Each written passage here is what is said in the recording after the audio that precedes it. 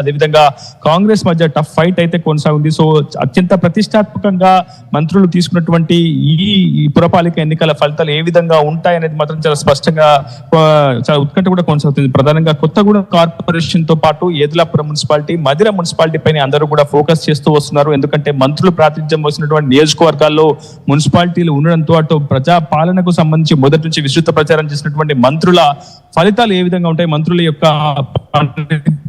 కావచ్చు, అదే విధంగా ఇక్కడ ఇన్ఛార్జ్ మంత్రులు కూడా ప్రత్యేకంగా కాంగ్రెస్ ప్రభుత్వం కావచ్చు, కాంగ్రెస్ పార్టీ కావచ్చు, ఇన్ఛార్జ్ మంత్రులను కూడా ఏర్పాటు చేసింది. సో వారి ప్రభావం కావచ్చు, వారి పనితీరు ఈ రిజల్ట్ పై చూపించే అవకాశం అయితే కనిపిస్తుంది. ప్రస్తుతం ఒక్కొక్కరిగా కౌంటింగ్ ఏజెంట్లు కావచ్చు, అభ్యర్థులు కావచ్చు, ప్రస్తుతం కౌంటింగ్ కేంద్రాలకు చేరుకుంటున్నారు. ప్రతి ఒక్కరు ఐడి కార్డ్ ధరించిన తర్వాత వారి యొక్క మొబైల్ ఫోన్ కావచ్చు ఎటువంటిది లోపలికి అనుమతి చేయమని చెప్పి స్పష్టంగా పోలీసులు చాలా పకడ్బందీగా ఆదేశాలను కూడా అమలు చేసినటువంటి పరిస్థితి కనిపిస్తుంది. మొత్తం 7 మున్సిపాలిటీతో పాటు కొత్తగూడెం కార్పొరేషన్ కు సంబంధించినటువంటి ఓట్ల లెక్కింపు ప్రక్రియ కూడా మరికొద్ది సేపట్లో ప్రారంభమయ్యే అవకాశం ఉంది. మొత్తం ఉమ్మడి ఖమ్మం జిల్లా వ్యాప్తంగా 116 వార్డులకు ఎన్నికలు జరిగాయి. 5 మున్సిపాలిటీలో పరిధిలో ఉన్నటువంటి 116 వార్డుల ఓట్ల లెక్కింపు గాను మొత్తం 59 టేబుల్లు ఏర్పాటు చేశారు. 59 టేబుల్లకు ఒక్కో టేబుల్కు కౌంటింగ్ సూపర్వైజర్ తో పాటు 2 కౌంటింగ్ అసిస్టెంట్లు, అదేవిధంగా మరొక సహాయకుడు కూడా ఉంటారు. దాదాపు ప్రతి టేబుల్ పై 2 వార్డుల ఓట్ల లెక్కింపు కొనసాగుతుంది అనేది మనకు చాలా స్పష్టంగా అర్థమవుతుంది. ప్రధానంగా ఏదులాపురం మున్సిపాలిటీతో పాటు మధిర మున్సిపాలిటీలో చాలా పెద్ద ఎత్తున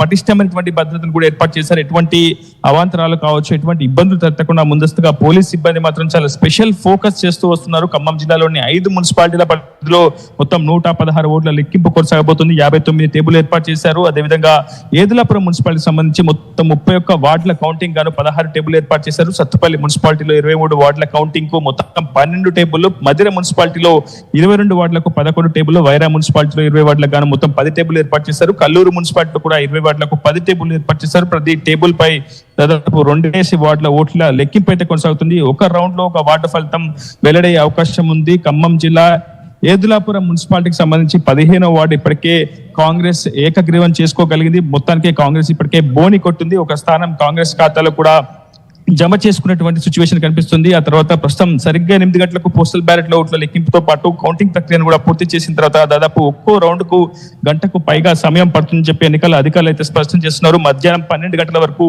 తుది ఫలితం వెల్లడయ్యే అవకాశం ఉంది. కాకపోతే కొత్తగూడెం కార్పొరేషన్ లో మొత్తం 60 వార్డుల ఓట్ల లెక్కింపు కారణం మొత్తం 60 టేబుల్ ఏర్పాటు చేశారు. సో ఒకే రౌండ్ లో కొత్తగూడెం కార్పొరేషన్ ఎన్నికల ఫలితాలు కూడా వెల్లడయ్యే అవకాశం చాలా స్పష్టంగా కనిపిస్తుంది. సాధారణంగా ఉన్నటువంటి ఓట్లన్నింటినీ కూడా మొదలుత పోస్టల్ బ్యాలెట్ ఓట్లను లెక్కించి తర్వాత సాధారణ ఓట్లను లెక్కిస్తామని చెప్పి ప్రస్తుతం ఎన్నికల అధికారులు అయితే స్పష్టం చేస్తున్నారు. చాలా పెద్ద ఎత్తున భద్రత, పటిష్టమైనటువంటి భద్రత ఏర్పాటు చేశారు. లెక్కింపు కేంద్రాల వద్ద సెక్షన్ 163 కూడా అమలు చేస్తున్నామని చెప్తున్నారు. అటు 2 జిల్లాల కలెక్టర్లు, ఖమ్మం జిల్లా కలెక్టర్ అనుదీప్ దుర్షెట్ తో పాటు భద్రాద్రి కొత్తగూడెం జిల్లా కలెక్టర్ జితేష్ పాటిల్ కూడా ఎప్పటికప్పుడు లైవ్ వెబ్ కాస్టింగ్ ద్వారా పూర్తి స్థాయిలో పరిస్థితి నుంచి సమీక్షిస్తున్నారు. ఆరా తీసినటువంటి పరిస్థితి నెలకొంది. మరోవైపు ప్రధాన రాజకీయ పార్టీల మధ్య తీవ్రమైనటువంటి పోటీ అయితే నెలకొంది. అటు బీఆర్ఎస్, కాంగ్రెస్ చాలా పెద్ద ఎత్తున విస్తృత ప్రచారం చేసింది. బీఆర్ఎస్ నుంచి మాజీ మంత్రి పువ్వాడ అజయ్ కుమార్, అదేవిధంగా ఖమ్మం జిల్లా అధ్యక్షుడు తాతా మధుతో పాటు రాజ్యసభ సభ్యులు వదిరాజ రవిచంద్ర విస్తృతంగా పర్యటించారు, ప్రచారం నిర్వహించారు. అటు ప్రభుత్వ వైఫల్యాలతో పాటు కాంగ్రెస్ అనైతిక విధానాలను కూడా ప్రజలు ఎండగట్టే ప్రయత్నం చేయగా, అటువైపు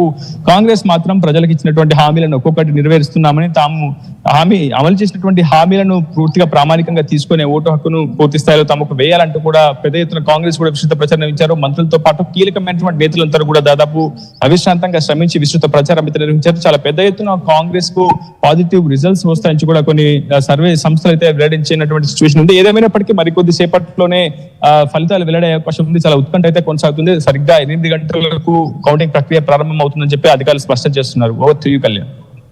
right Uday, thanks for the latest update. మొత్తం మీద ఇటు ఉమ్మడి ఖమ్మం జిల్లా ఒకసారి మనం చూస్తే కనుక కాంగ్రెస్కి మొగ్గు చూపే అవకాశం ఉన్నట్టు కూడా తెలుస్తుంది. మొత్తానికి అయితే పోలింగ్ కౌంటింగ్కి సంబంధించి అన్ని రకాల అరేంజ్మెంట్స్, ఇటు కౌంటింగ్ సిబ్బంది అలాగే ఇటు పొలిటికల్ పార్టీస్కి సంబంధించిన ఏజెంట్స్ అందరూ కూడా ప్రస్తుతానికి అక్కడ చేరుకుంటున్నారు. మొదటగా ఇటు 8 గంటలకి పోస్టల్ బ్యాలెట్స్ని లెక్కించిన తర్వాత